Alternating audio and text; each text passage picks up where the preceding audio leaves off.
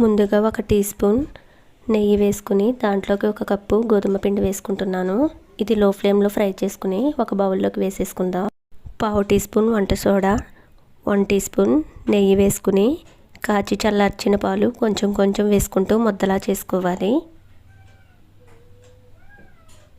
Ready అయిన పిండిని పక్కన పెట్టేసుకుందాం.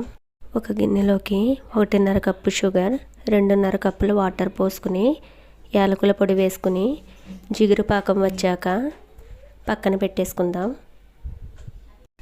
20 నిమిషాల తర్వాత పిండిని ఇలా సిలిండర్ బాల్స్లా నెయ్యి అప్లై చేసుకుని పక్కన పెట్టేసుకుందాం. ఆయిల్ హీట్ అయ్యాక రెడీ చేసుకున్న గులాబ్ జాముల్ని గోల్డెన్ బ్రౌన్ కలర్లో ఫ్రై చేసుకుని పాకంలో వేసేసుకుని 2 అవర్స్ తర్వాత సర్వ్ చేసుకోవడమే. వీడియోకి ఒక లైక్ చేయండి. కొత్తగా చూస్తున్న వాళ్ళు ఛానల్ని సబ్స్క్రైబ్ చేసుకుని సపోర్ట్ చేయండి. Thanks for watching. Thank you all.